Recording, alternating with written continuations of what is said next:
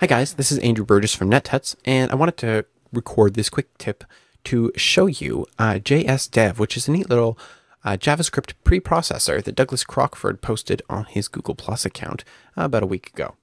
So what is JSDev? It's a JavaScript preprocessor, which just allows you to leave comments in your JavaScript. These comments can be tools, or can be code that will convert into, as you can see right here, converts the comments into executable forms automatically at development time, and at production time, your minifier will remove the comments, of course. You can see the link right here to GitHub.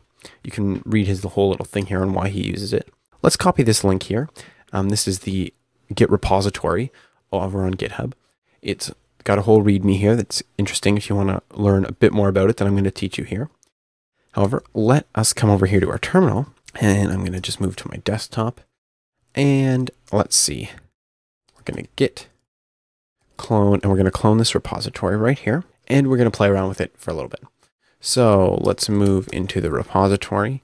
And the first thing you'll notice if I list the files here, there's a README, a JSDev.c file, and a JSDev.js file. We're not going to talk about the JavaScript version, but we're going to talk about the C version, which is going to be a little easier to use if you're familiar with using command line tools like JSmin and that kind of thing. So the first thing we have to do, of course, is just compile it into an executable, because that is just the source code for C. Depending on your platform, there'll be different ways. Since I'm on a Mac and I have the Apple developer tools installed, I can just use GCC to compile JSDev.c like that. And you'll see right there, I have this new file here called a.out, which is executable. I'm just going to move that a.out file and call it JSDev instead. And now we have our little executable JSDev, just like that. Okay, so I'm going to open Vim here, and I'm just going to open we're going to call it test.js. And we're going to write a little bit of JavaScript here, just to give you an idea of how you might use JSDev. We'll come back to actually how to use it in a minute. So let's make a function called makeCounter, just like that. We're going to have a variable called val, which is just a value. We're going to make an increment function, which very simply will just return val plus equals num or 1. And actually, let's have this take a parameter, so we can increment it by a specific amount if you want to. Otherwise, basically this will just increment val, our internal hidden variable here, by the number you pass in, or 1, whichever you prefer. All right, so now let's have a reset function here. As you can guess, we'll just return val equals 0. We'll set val to 0 and return it. At the same time, I'm just putting parentheses around those just to make sure nothing bad happens, and also to help me remember exactly what I'm doing here. So now we're going to have our counter object, and this is the object we'll return. So we're going to have increment equals increment, and reset. Reset is going to be reset. Now the reason I'm doing that way instead of declaring these functions right in line like this is just so that if this was a more complex example and either of these functions were dependencies of other functions, if we just put them in here and then someone could overwrite counter.increment, they would be lost. This way they won't be lost. And so then at the bottom we would return counter, right? But let's say we wanted to be able to do some testing and make sure that the value is really getting set properly. What we can do with JSDev is we can add a comment here. And the comment starts with, the way it works is we have some keyword like this, and then if we wanted to, we would have a condition, and then you just have some code here that will be executed. When we call JSDev, we give this key a value. That value will be a method name, and all the code that we pass here, that we put in, will be passed as a parameter to the key. If we don't give key a value, and we just use key as a normal word, whatever our code is, will just be executed as the code it is and not passed to the value method. That sounded really confusing, I know, but you'll see what I mean in a second. So here we're just going to use whatever, you just make up what you want. We could just call this code. Let's just call it code. And we're going to say counter.get equals a function, and that function will just return val, just like that. So you can see what this is. What we've commented out, it's a line of code commented out. And this would give us direct access to whatever the current value of the val property is. The way we've made our counter up here, we don't actually have ability to get that. We just have increment, which will increment by whatever we pass it and return the number to us. and we have the reset value. And this is maybe a bad example because you might want to have a get method on a counter, but maybe you can think of a better example that's going to be more complex in your own code, where you'd have an internal value that you want to hide, but you want to be able to expose it for testing, for example. Okay, so now let's see out here, we're going to say var counter equals make counter. So we have a counter back. And then let's say I equals counter dot increment. Now we want to do some testing here, right? So let's create another comment. We're going to use the keyword here equal. Equal will be, we are going to define that as a method when well, you'll see what I mean in a minute here, but so anything after this is going to be a parameter. So we're going to pass it the I parameter. It's just going to be a basic assert. And then we're going to say counter dot get as our second one.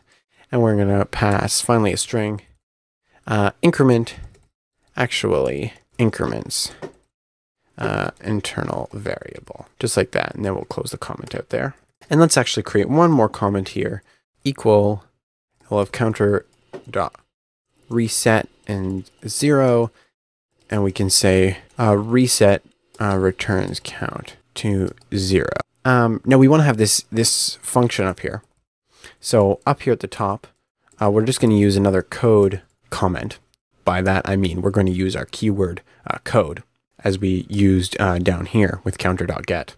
And here we're just going to create a function called r equal. This function will take one value, two value, and a message. And very simply, we will just console.log if val1 triple equals val2, then we're going to write pass colon space.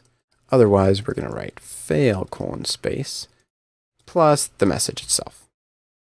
So very, very simple assert function, just like that. So now if I ran this the way I have it here, nothing would happen because of these comments. However, we're going to run this through JSDev and we're going to see what the difference is. So I'm going to save that and quit it.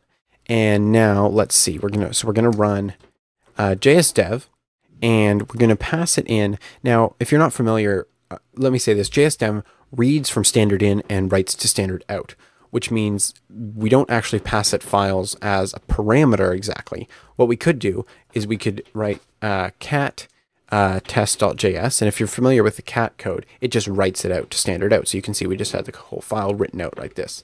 So what I'll do here is I'll say cat test.js and I'll pipe that to JSDev. I have to do that / at the beginning to let my terminal know that I'm executing the executable JSDev from the current folder. And now we want to pass it a few parameters. So what parameters do we want to pass it? Well, we want to let it know that code is, when it sees the word code after that / of a comment, that's code, and we want to let that code out. Very good. We also had the code equal, right? And we wanted to let it know that equal was a method. So we want to say use equal colon, and what do we call our method? If I scroll up here, we called it r equal. So we're going to say r equal. So notice how this is. We can just have code with no colon and value, just a key, and it will turn that into normal code. If we have equal colon or key colon value, that value will be the name of the method or the function that we want to be called. You'll see how this works once we run this, right? And then we're going to output this to test.dev.js. So if we run that, that should work. If we, in a Vim here, we open test.dev.js, notice what we have. So up here at the top, we have our equal has been uncommented, as you can see. Notice we have this extra curly braces wrapping this code. If you're not familiar with these, they actually don't mean anything because JavaScript doesn't have block scope or anything like that. You can actually just kind of wrap not any code you want. I'll have a link to a great article by James Podolsky underneath the video here, where you can read exactly about how you can use curly brackets and actually labels too in JavaScript, which are something you hardly ever use. However, just realize that it wraps the code that was in our comment in curly brackets, but that doesn't mean anything and it doesn't really affect the execution of it. It just kind of makes sure that nothing outside of it is going to force whatever code was in our comments to do the wrong thing. So it kind of protects it, but it doesn't really affect how you would expect it, assuming you just wrote the code yourself without the fancy comment thing from JSDev. So we can see that it uncommented that up above. Down here on line 20, we can see that counter.get has been set. So that should be on our counter. Now, if we come down here to the very bottom, lines 28 and 29, you can see that where we had the word equal was replaced by the word r=, which refers to our function that we defined up at the top. And it's been actually called like a method. So you can see that we have these three parameters. Excellent. So now what we should be able to do is run that file, and we should be able to actually see those two tests be run. So I have Node installed, so I'm just going to go run node.dev. And if I run that, you can see we actually have these two tests pass. So we know that our little method or function is actually running correctly. Notice that if I say node and run test.js, I don't get any output because there wasn't any output to give. We didn't actually call the assert function, so there's no output. Now, of course, you wouldn't want those JSDev comments or the code from those comments being run in your production code. So, of course, you might have something like JSmin, which I happen to have installed here. How would we do this? We could do, we have JSmin. And another way to do this, instead of catting the file, is just go in _sign to send it in and use the greater than sign. We can say test.min.js. And now if we open up test.min.js, you can see that it's been minified like that. Excellent. So let me show you one more neat thing that I did when I was playing with this. Just to make it a little easier to do this kind of thing, for example, just as an example, so let's create a file that we're going to call test. Actually, we're going to call it test code. So this is actually going to be a mini bash script. So I just have to throw this up at the top. If you're not familiar with bash scripting, this isn't really an introductory lesson, but if you kind of know a little bit about bash scripting or are familiar with the terminal, this might make some sense to you. So I'm just going to create a variable here. I'm going to store the date like that. Let me just set the file type here to shell just to get a bit of coloring. Okay, and then we're going to say we're going to run JSDev, and I'm making this specifically for this folder, for this little idea that we're working with here, our test. So we're going to say input the test.js, output to test.dev.js. We've got the code method. We've got equal being r equal. Then what we can actually do is have a comment. JSDev will just put at the beginning of our line, development version. Then we can have a second comment, which will just say, actually, no, let's say development. Yeah, version, that's fine. Comment built, and we can just throw in the date there as a parameter. And then down here, we can just say node test.dev.js. So I can save that.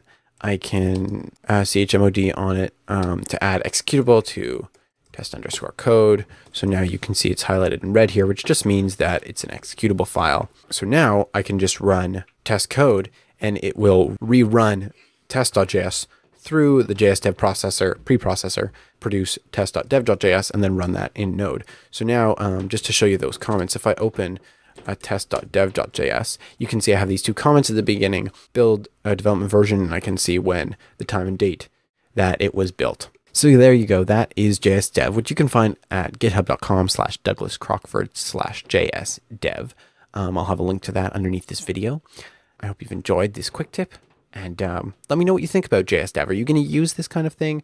Can you see where this would be useful, or is this something that's just kind of gimmicky and you don't think will be very useful to you in your regular JS work? Let's hear it in the comments. Thanks for watching.